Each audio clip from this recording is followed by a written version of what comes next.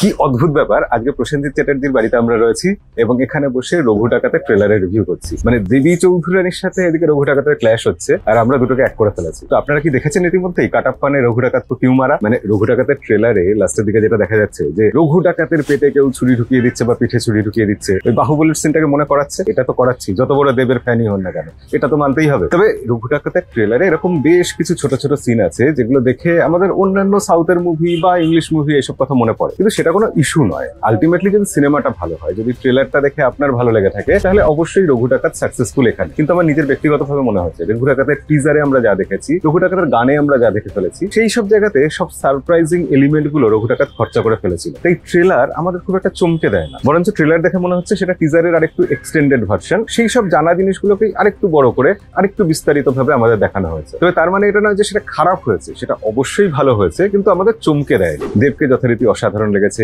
দেবের হাঁটা চলা, তার ম্যানারিজম, তার বডি মুভমেন্ট, তার ফিজিক, তার এক্সপ্রেশন, সবকটা টু দা পয়েন্ট। দেব এখন বাংলাতেও অনেক উন্নতি করে ফেলেছেন, তার কথাবার্তা এখন আগের থেকে অনেক বেশি মানানসই। তবে হ্যাঁ, খাদানে যেরকম আঞ্চলিক ভাষায় কথা বলছিলেন, যেটা আমাদের মন ছুঁয়ে গেছিল, যেটা দেবের ডায়লগ ডেলিভারির দুর্বলতাটাকে একটু ঢেকে দিয়েছিল, এখানে সেটা বোধহয় কোথাও গিয়ে আমরা একটু সামান্য মিস করলাম। ট্রেলার দেখে অনেকেই নানা রকম প্রেডিকশন করছে, আমরা সেই সব প্রেডিকশনে যাব না, কারণ আমাদের চ্যানেলে আপনারা সবসময় অন্যরকম ভিডিও দেখেন, অন্যরকম মতামত শোনেন। আর সেই অন্যরকম কথা বলতে গেলে বেশ কিছু ভূতের কথা তো টেনে আনতেই হয়। তো এই গোটা ট্রেলারে যে জিনিসটা আমাদের সব থেকে চোখে লেগেছে সেটা হচ্ছে নৌকোতে জাম্প করার সিনটা। আপনারা খেয়াল করবেন, যখন কেউ উপর থেকে এক জায়গায় জাম্প করছে, সেই জাম্প করাটা যেরকম দেখতে লাগে, আর যখন কেউ সামনাসামনি একটা জিনিস থেকে আরেকটা জিনিসের উপর লাফিয়ে যাচ্ছে, সেটার জাম্প করার অ্যাঙ্গেলটা বা মোমেন্টটা অন্যরকম হয়। এখানে দেব যে নৌকোতে জাম্প করছিল, সেখানে জাম্প করার অ্যাঙ্গেলটাতে, শুট করার অ্যাঙ্গেল হোক বা প্লেসমেন্টের অ্যাঙ্গেল হোক বা শুটিং এর সময় ক্রেনটাকে যেভাবে পজিশন করা হয়েছে তার অ্যাঙ্গেল হোক, কোথাও তো একটু বিচ্যুতি ছিলই। শেষ সিনে যেখানে রঘু ঘোড়া নিয়ে এসে দাঁড়াবে, ব্যাক সাইডে চাঁদ বা সূর্য বা রেড মুন দেখা যাচ্ছে, সেই জায়গাটা একদম স্পষ্টতই সাউথের সিনেমাকে মনে করিয়ে দেয়। সাউথের সিনেমায় এরকম বহু সিন আমরা দেখেছি, কিন্তু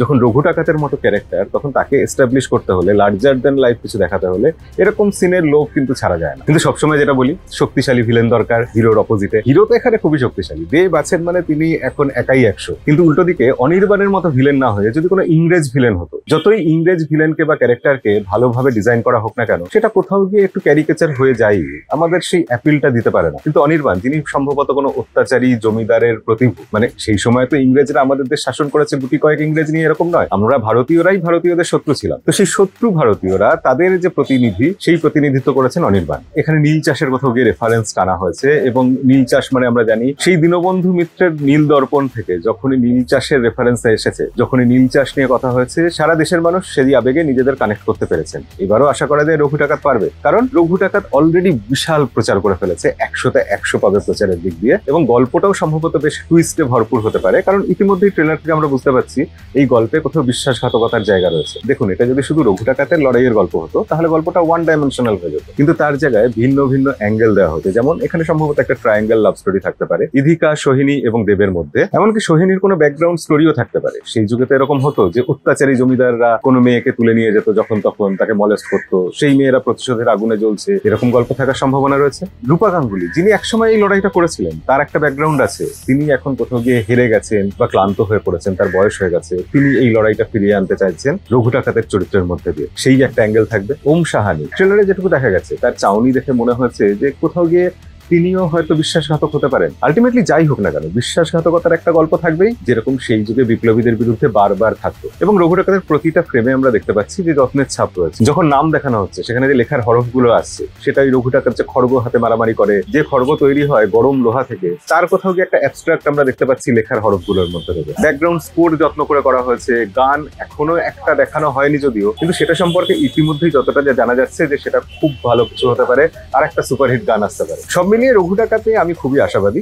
অলরেডি হাইপ প্রচুর তৈরি হয়ে গেছে। রঘু ডাকাত যদি খুব ভালো সিনেমা নাও হয়, তবুও সে তার টাকা তুলে নিতে পারবে, এটুকু নিশ্চিত। কিন্তু রঘু ডাকাত যদি ভালো সিনেমা হয়, তাহলে কিন্তু রেকর্ডের পর রেকর্ড ভেঙে দিতে পারে। দেব ধাপে ধাপে এগোচ্ছেন এবং রঘু ডাকাত সেখানে একটা বড় জাম্প। এই ব্যাপারে আপনার কি মনে হয় কমেন্টে লিখে জানাবেন। আজকের ভিডিও অবধি, দেখা হবে পরের ভিডিওতে। ততদিন অবধি সবাই ভালো থাকবেন, সিনেমা দেখবেন।